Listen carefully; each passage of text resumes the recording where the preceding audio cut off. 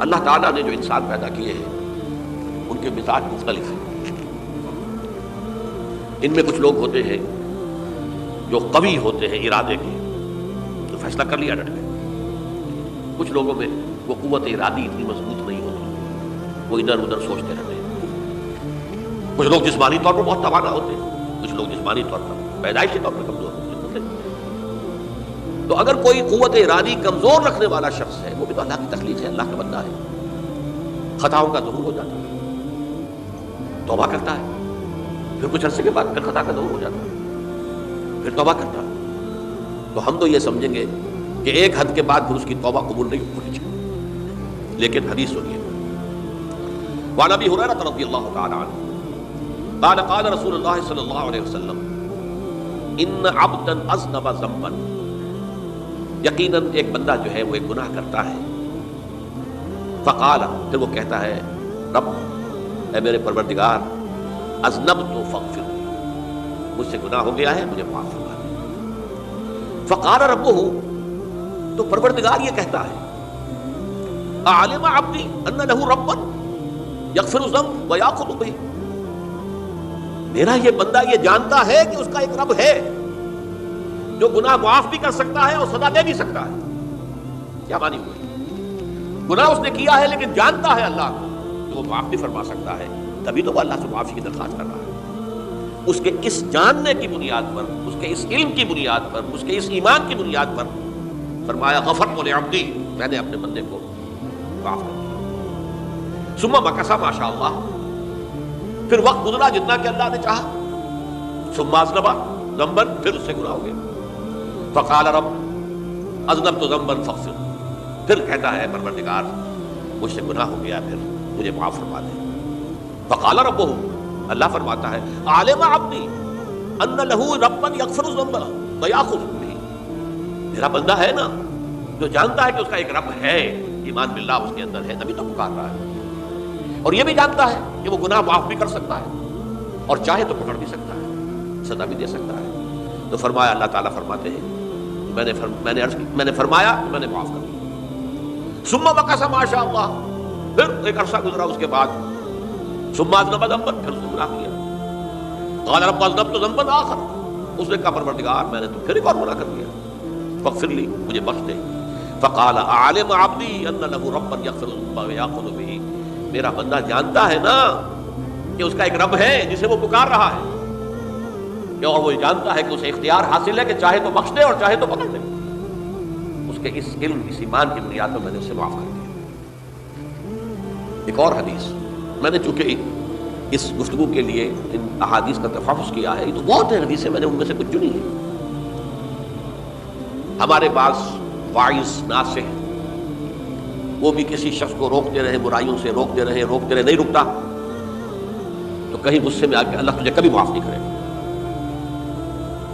یہ کتنا بڑا جرم ہے، اس کا اندازہ کیجیے. اس حدیث سے تم میرے بندے کو میری رحمت سے مایوس کر رہے ہیں، کتنا بڑا جرم ہے، اس کا اندازہ کیجیے. یہ مسلم شریف کی روایت ہے عن جندب، حضرت جندب رضی اللہ تعالی عنہ سے، ان رسول اللہ صلی اللہ علیہ وسلم حدث، کہ اللہ کے رسول صلی اللہ علیہ وسلم نے ایک واقعہ بیان کیا. ان رجلا قال، کہ ایک شخص نے یہ کہا واللہ لا یغفر اللہ لفلان، کہ خدا کی قسم اللہ تعالیٰ فلاں شخص کو کبھی معاف نہیں کرے گا. وان اللہ تعالیٰ قال، اس پر اللہ تعالیٰ نے یہ فرمایا من ذا الذی یتعالی علیہ، یہ کون ہے جو میرے اوپر حکومت کرنے والا آ گیا، جو میری طرف سے حکم لگا رہا کہ میں کبھی معاف نہیں کروں گا. من ذا الذی، کون ہے وہ شخص، الذی یتعالی علیہ انی لا اغفر لفلان، کہ میں فلاں شخص کو کبھی معاف نہیں کروں گا. قد غفرت لفلان، اس کو تو میں نے معاف کر دیا. واحبطت عملا، اس شخص کے تمام اعمال میں نے ضائع کر دیے کہ تم نے میرے بندے کو مایوس کیا. یہ ہے جرم کی انکار. تو توبہ کی دعوت دیتے رہو، توبہ کے لیے لوگوں کو آمادہ کرتے رہو، توبہ جو ہے اس کے لیے ترغیب دیتے رہو. اللہ تعالیٰ معاف فرمانے والا. اب آخری حدیث سنا رہا ہوں، یہ تو بہت ہی عجیب حدیث ہے اور متفق علیہ، یہ بخاری اور مسلم دونوں میں. حضرت ابو سعید الخدری رضی اللہ تعالی عنہ جو ہے اس کے راوی ہیں. حضور نے فرمایا کانا فیمن کانا قبلکم رجل قتل 99 نفسا، تم سے پہلے جو امت تھی بنی اسرائیل گویا کہ ان کا ذکر ہے، اس میں ایک آدمی ایسا تھا جس نے 99 قتل کیے تھے۔ اب آپ اندازہ کیجئے کتنا بڑا گناہ کبیرہ ہے قتل۔ قرآن مجید میں آتا ہے فَكَأَنَّمَا قَتَلَ النَّاسَ جَمِيعًا، اگر ایک انسان کو بھی ناحق قتل کر دیا گیا تو یہ ایسے ہی ہے گویا کہ اس نے پوری نوع انسانی کو قتل کر دیا، اس نے 99 قتل کیا۔ فَهَلْ لَهُ مِن تَوْبَةٍ، پھر اس کے بعد یہ ہوا کہ اس کے اندر توبہ کا جذبہ پیدا ہوا۔ فَسَأَلَ عَنْ أَعْلَمِ أَهْلِ الْأَرْضِ، تو اس نے پھر سوال کیا، لوگوں سے پوچھا کہ زمین میں رہنے والوں میں کون سب سے بڑا عالم ہے۔ وَدُلَّ عَلَىٰ رَاهِبٍ، تو اسے بتایا گیا فلاں راہب فلاں جگہ پر ہے، وہ بہت نیک ہے، بڑا عالم ہے۔ فَأَتَاهُ، وہ اس کے پاس آیا، فَقَالَ أَنَّهُ قَتَلَ 99 نَفْسًا فَهَلْ لَهُ مِن تَوْبَةٍ، انہوں نے کہا دیکھیے راہب صاحب میں نے 99 انسان قتل کیے، اب مجھے یہ بتائیے کہ میرے لیے توبہ کا کوئی امکان ہے؟ فقال لا، انہوں نے کہا نہیں۔ فقتلہ، اس نے اس کو بھی قتل کر دیا۔ فکمل بہ 100، اپنی سینچری مکمل کر لی، مطلب 99 کے بعد ایک کی کسر تھی، اس کو بھی قتل کیا، 100 پورے کر لیا۔ ثم سأل عن عالم اہل الارض، پھر اس نے پوچھا کوئی اور کوئی بڑے عالم انسان کو، فدل علی رجل عالم، پھر اس کی رہنمائی کی گئی ایک بڑے عالم شخص کی طرف۔ فقال انہ قتل 100 نفس، تو اس نے وہاں جا کر کہا کہ میں 100 انسان ہلاک کر چکا ہوں، قتل کر چکا ہوں۔ فہل لہ من توبہ، میرے لیے توبہ کا کوئی امکان ہے؟ فقال نعم، کیوں نہیں، 100 قتل کیے تب بھی کیا ہے، توبہ کا راستہ دروازہ کھلا ہوا، معلوم یغرغر، جب تک کہ وہ گھنگرو نہیں بج رہا اس وقت تک تمہارے توبہ کا دروازہ کھلا ہوا۔ پہلے افراد توبہ کریں اور صحیح توبہ کریں۔ صحیح توبہ کیا ہے؟ ہماری زندگیوں میں کوئی حرام شے ہے فوراً نکال پڑا، ہماری معاشرت اور اس معاشرے میں رہتے ہوئے جو قانون ہے جس کے ہم پابند ہیں، ہم کسی زانی کو رجم نہیں کر سکتے، ناممکن ہے، یہ تو قانون ہی بنے گا تب ہوگا۔ ہم کسی چور کا ہاتھ نہیں کاٹ سکتے، تو قانون بنے گا تو ہوگا۔ تو ہم جن چیزوں پر عمل نہیں کر سکتے قانوناً، ان کے علاوہ باقی پوری شریعت جس پر عمل کیا جا سکتا اس پر عمل پیرا ہو۔